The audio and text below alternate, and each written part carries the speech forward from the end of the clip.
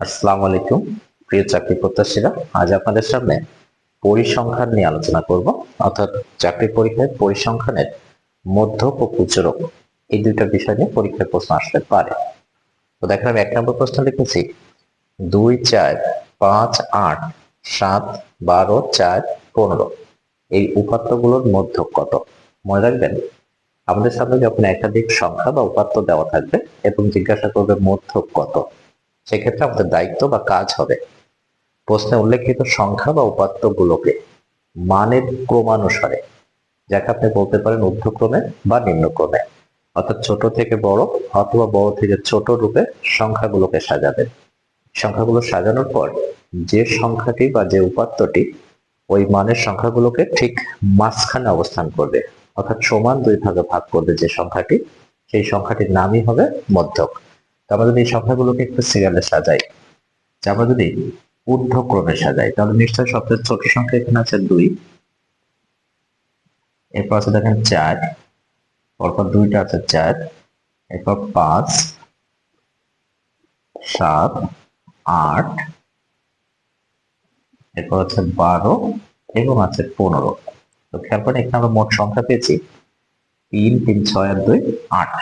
এভাবে যদি সংখ্যাগুলো জোড় সংখ্যক হয়, তাহলে আমাদের দায়িত্ব হবে নিশ্চয়ই মাঝখানে আমরা শুধুমাত্র 7 বা 5 বলতে পারি না। খেয়াল রাখবেন, যদি উপাত্ত বা সংখ্যাগুলো জোড় সংখ্যক হয়, তাহলে মাঝখানে যে দুটি সংখ্যা থাকবে ওই দুটি সংখ্যা যোগ করে 2 দিয়ে ভাগ করলে আমরা পাবো মধ্যক। তাহলে এক্ষেত্রে 5 এবং 7 যোগ করলে যে 12, তাকে 2 দিয়ে ভাগ করলে এই সংখ্যাগুলোর মধ্যক হলো 6। এখন যদি এখানে আরো একটা সংখ্যা থাকতো 20, এই অবস্থায় আপনি সংখ্যাগুলো লেখার পরে নিশ্চয় দেখেন মাঝখানের সংখ্যা হয়েছে 7। অর্থাৎ এখন টোটাল সংখ্যা যখন 9টা, এদিকে 4টা, ডান পাশে 4টা, মাঝখানে আছে 7, যে সংখ্যাটি ঠিক মাঝখানে অবস্থান করবে ওই সংখ্যাটি হবে মধ্যক।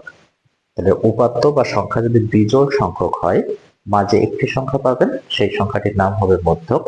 কখন যদি উপাত্তের সংখ্যা জোড় সংখ্যক হয়, তাহলে মাঝখানে যে দুটি সংখ্যা থাকবে তাদের যোগফলটি হবে মধ্যক। খেয়াল করি 2 নম্বর প্রশ্ন, লেখা আছে 2, 7, 5, 4, 7, 10 সংখ্যাগুলোর প্রচুরক কোনটি? আপনার সামনে যখন অনেকগুলো বা একাধিক সংখ্যা বা উপাত্ত দিয়ে তাদের প্রচুরক যাবে, মনে রাখবেন প্রচুরক বলতে আমরা সেই সংখ্যাটিকে বুঝবো যে সংখ্যাটি এখানে যে অবস্থায় লেখা আছে তার মধ্যে সর্বাধিক সংখ্যক অবস্থানে যেটা আছে।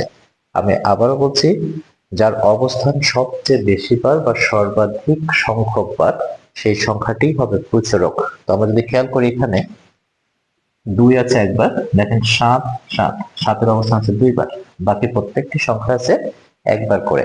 তাহলে এই ক্ষেত্রে এই সংখ্যাগুলোর মধ্যে আমরা প্রচুরক বলবো 7।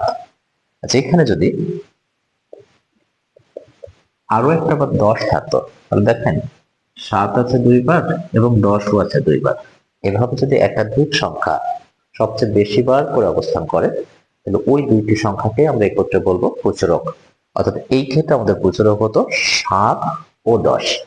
আশা করি বুঝতে পেরেছি। আল্লাহ হাফেজ।